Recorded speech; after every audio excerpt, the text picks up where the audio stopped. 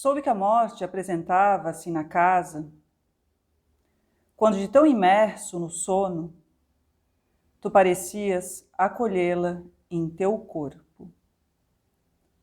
O sono devolve o rosto à inocência, mas este não se contentava em devolvê-la à nossa região mais enigmática. A inocência espalhava-se pelo quarto, tornava-se a água dos móveis, dava de beber ao quarto inteiro, sacramentava-o. Ali, um silêncio começou a se erguer. O silêncio da morte calma. O silêncio dentro do silêncio de um sino imóvel, no alto de uma capela esquecida. Calmamente, tu o acolhias. Calmamente, no sono e na vigília, o silêncio erguia-se em teu corpo. O silêncio devolvia ao rosto algo mais raro do que a inocência. Devolvia-lhe a santidade da travessia. Ser que alimentou-se da terra, que deixou a porta entreaberta na memória, na saudade.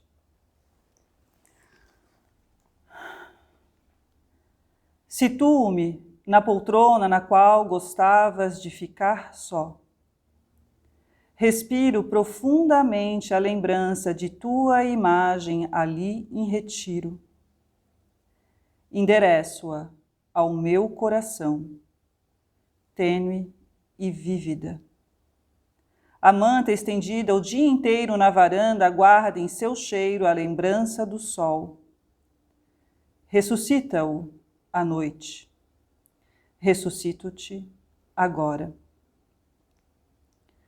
Letra a letra, tu te retiravas da casa, da procissão da chuva, dos teus olhos semicerrados ao vento, da relva transpondo o horizonte, encontrando a luz em sua nascente.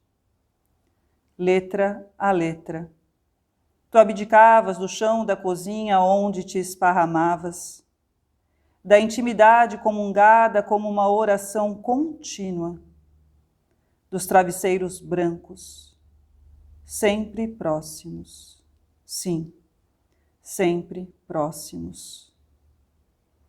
Letra a letra, tu te levantavas para nunca mais voltar a deitar-se na cama, que conheceu o movimento do teu corpo, a preferência de virar-se primeiro à paisagem, o alvoroço dos pássaros pela manhã, a permanência fugaz nos galhos das árvores, a inclinação para encontrar o abrigo em pleno vôo, a preferência de virar-se depois à parede, de buscar ali outra espécie de ave, quase irreconhecível na tinta descascada.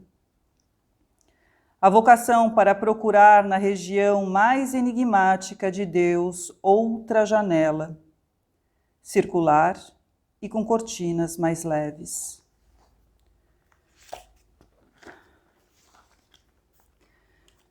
Pois acolher o silêncio implicava em receber também a sua dor. Esta era a parte escura do teu retiro. A princípio, era como retornar ao interior da casa após uma manhã no jardim, circundada por um céu sem nuvens, pela onipresença do sol. A princípio, era o susto da visão, de encontrar o escuro na casa fora da noite, de encontrar o escuro através da extrema claridade, da extrema lucidez.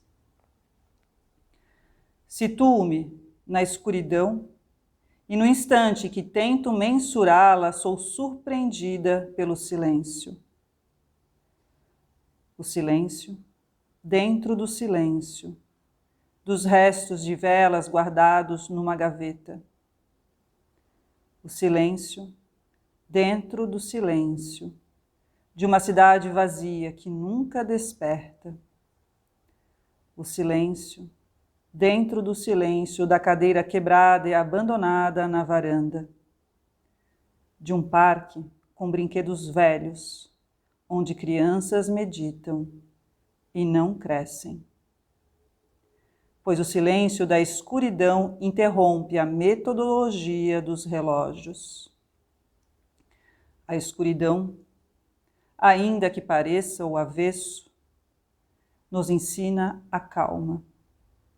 Devolve-a à luz. Devolvo-te agora.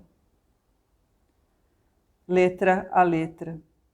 Compreendo que o colo da morte também ama. Que não se coloca o anjo sacrificado pelo inconcebível na balança humana. Que o cadáver de um corpo é sempre um corpo em retiro. Letra a letra. Compreendo que não se pesa o corpo em retiro conforme a quantidade de amor ali depositado. Que muito amor é sempre um amor em redor. Que a fidelidade ao centro é torná-lo tão sutil a ponto de quase desaparecer, de quase ser a lembrança da canção improvisada sob a luz alaranjada dos postes. Letra a letra. Compreendo que a voz fraca perguntando por quê é ainda um barco insistindo em navegar com a âncora presa numa rocha. Retiro-me agora do teu corpo em retiro. Inauguramos uma orquídea de silêncios. Somos 2 silêncios. O ruído do algodão tocando a pele de uma estrela.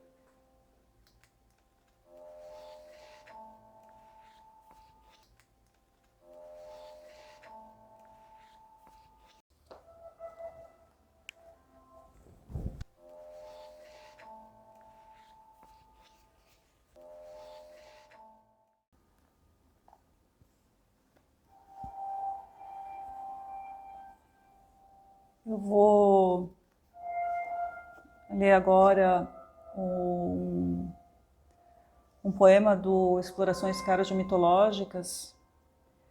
Esse é o primeiro poema do livro.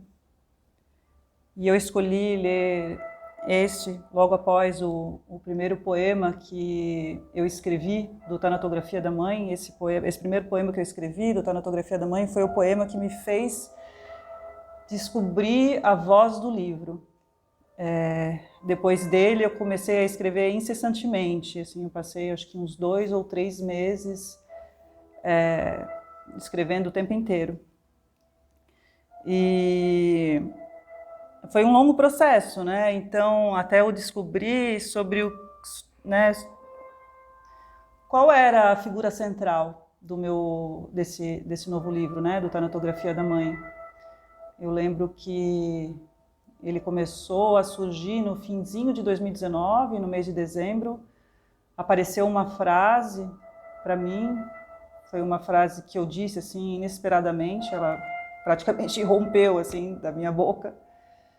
E a frase era: tem uma mulher no andar superior da casa e ela se recusa a sair.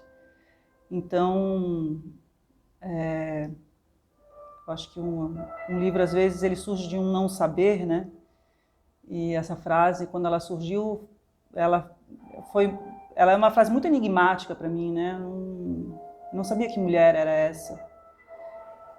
E aí precisei de algum tempo para perceber que essa mulher era a minha mãe, né? A figura central.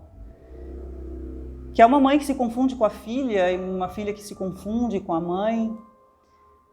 E depois, voltando para explorações cardiomitológicas, eu percebi que nesse primeiro poema do Explorações, né, o poema que começa com um verso, né, só será possível escrever a carta desconsiderando entregá-la, eu percebi que, de uma maneira sutil, o Tanatografia da Mãe ele já se anunciava aqui, né, principalmente nesse poema. Tanto que no Tanatografia da Mãe eu trago de volta a carta, e aí trabalho com outros símbolos e outros lugares que vão surgindo a partir da carta, né? E a carta com letra maiúscula. E então surgem, né, o carteiro que escuta-me, tem o remetente, o destinatário, tem a carta extraviada, e enfim, aí eu vou ler esse primeiro poema do Explorações. Só será possível escrever a carta desconsiderando entregá-la. Só será possível escrevê-la desconfiando que tu já a lês. Numa terra que antecipa os símbolos, indícios de incontáveis perdas e de alguma improvável luz, que guarda a palavra saudade, no cão que uiva incansavelmente à noite, como se soubesse, mas não aceitasse que o abandono foi inevitável, porque todos os abandonos são, e o que nos resta, e o que sempre restará, será a solidão do próprio reflexo, que guarda também a palavra paciência, na pedra apta a permanecer para sempre pedra e até propensa, e inclusive mais talentosa do que qualquer sacerdote, a nos ensinar o silêncio e a abnegação, que guarda ainda a palavra amor em estado primevo, no pássaro que aceita o ninho destruído pelo vento e, sobretudo, pelo toque humano, portanto, inábil por natureza. Afinal, por que as crianças se divertem tanto mirando estilingues contra o céu?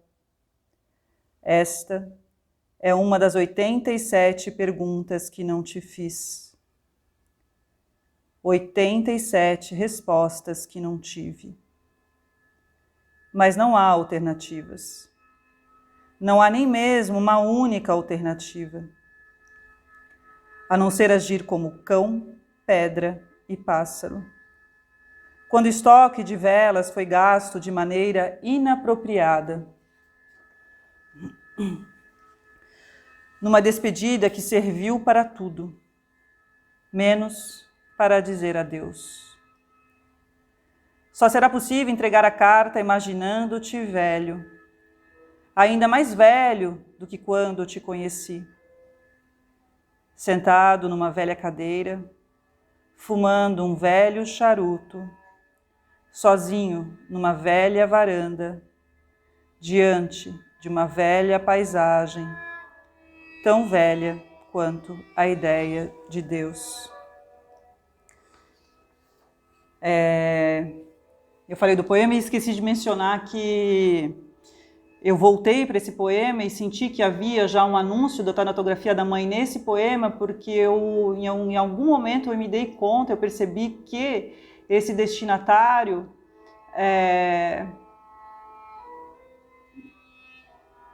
não sei se é antes ou se... Mas esse destinatário também era minha mãe, né? tem muitas figuras que vão se amalgamando, assim, né? Nesse novo livro. Tanto a mãe com a filha, e aí também tem a figura da promessa do destinatário, que também se amalgama com a mãe.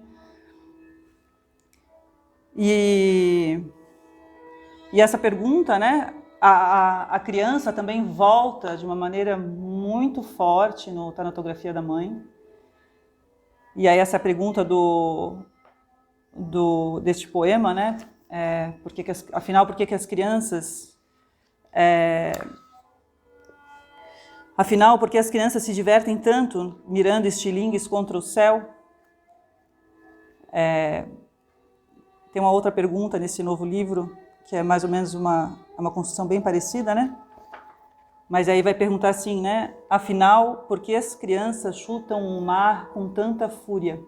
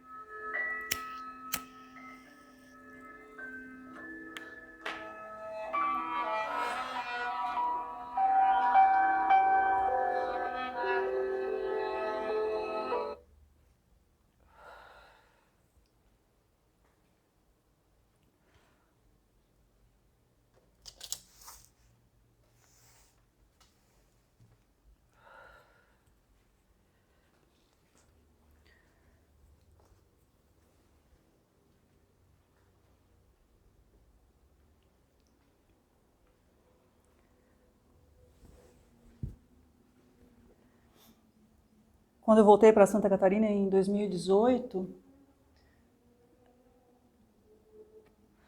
eu comecei a anotar os meus sonhos, né? Então, tenho alguns cadernos aqui com os sonhos anotados. E eu percebi que foi justamente, eu até falo sobre isso num dos poemas do Tanatografia da Mãe, foi quando eu digo assim, né? Quando retornei à terra da mãe, inocentemente iniciei o caderno dedicado aos eventos oníricos. Eu ainda não sabia da desproporção do continente materno.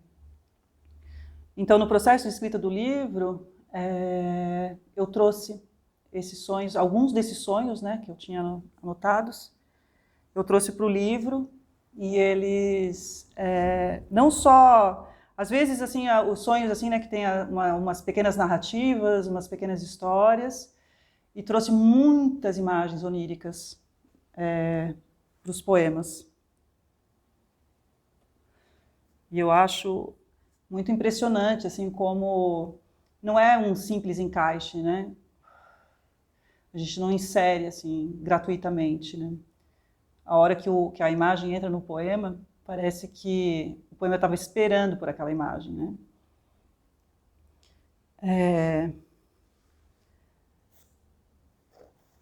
São esses daqui. Esses também são de outras anotações, né? Ideias que surgem, versos, alguns estudos e pesquisas que eu fiz, né, para escrever esse livro. E eu comecei a sonhar de uma maneira muito recorrente com a minha mãe e muito recorrente com o mar. E num dos poemas que eu trabalho essas imagens, e eu dividi aí em noites,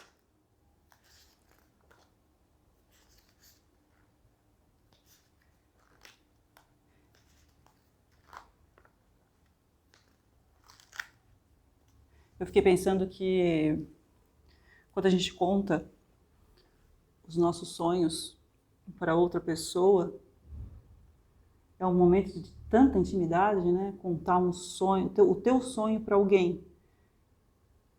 De alguma maneira eu pensei que isso se parece com uma declaração de amor. E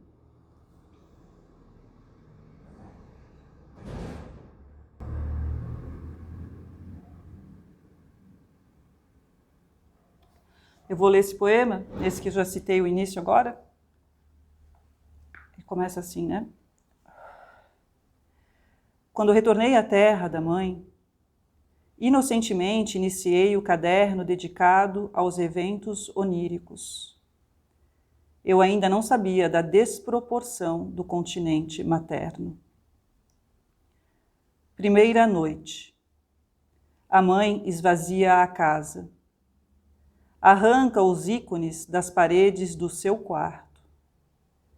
Pergunto-lhe se está se preparando para a morte. Leio. Das paredes do meu quarto. Segunda noite. A mãe está repleta de feridas. Sou acometida pela convicção de que ela está morrendo. Um cão sobe as escadas ganindo. Leio. Estou morrendo. Terceira noite. A mãe deixa o cão lambê-las. Digo-lhe que as feridas vão infeccionar. Ela retira-se do quarto como quem se despede da cela monástica. Leio. Me despede. Quarta noite. A mãe está no sofá quase morta. Acompanho com o rosto as árvores oscilando na tempestade. Algo em mim não quer socorrê-la. Leio. Quer socorrê-la. Quinta noite.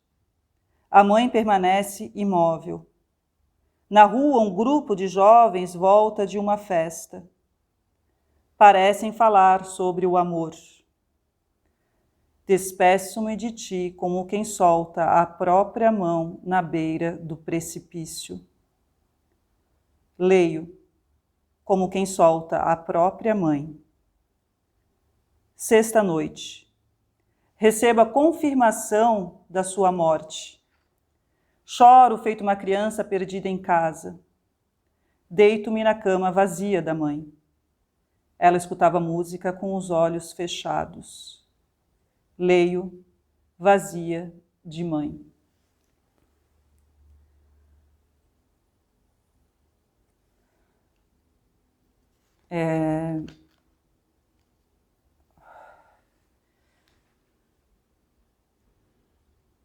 A palavra tanatologia surgiu para mim também assim nessa época, dezembro de 2019, e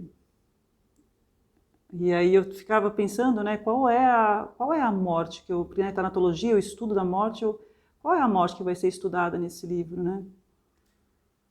E aí foi todo um processo até ir descobrindo, né? Porque eu acho que o texto é isso, né? O texto ele é um livro assim, ele é um ir se abrindo, né? Conforme a gente se aproxima da obra, eu acho que a obra também vai se aproximando da gente, né? Nesse processo de intensificação, nesse processo de o Davi Lapujade ele chama de processo de anáfora no livro As Existências Mínimas. E aí no ano passado,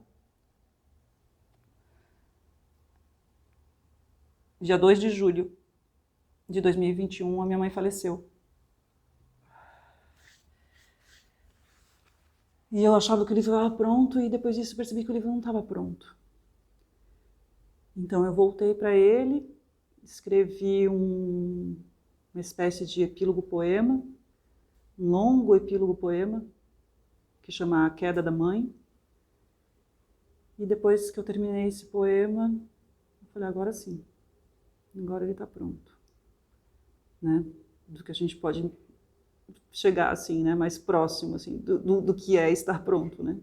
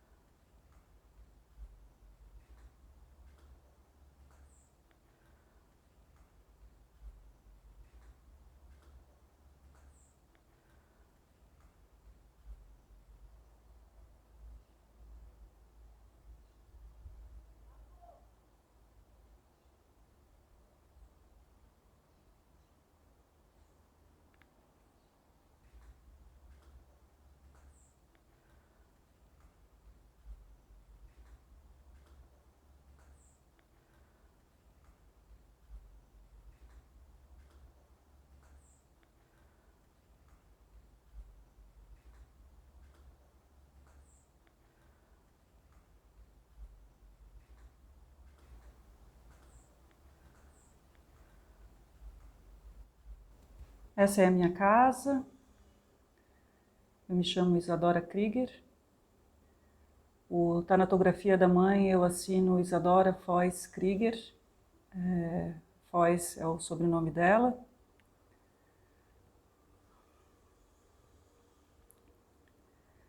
Herdei da mãe a liberdade de profanar os livros, restituí-los à instância demiúrgica através da marca humana.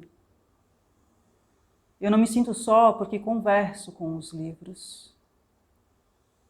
Quando o corpo da mãe for arrancado de mim pelo inconcebível, o seu íntimo não se desprenderá das folhas, e eu o percorrerei em cada palavra grifada, em cada palavra poupada por ela. E talvez volte aqui para grifar e poupar as minhas, à procura da origem de sua solidão, do título deste livro que me falta.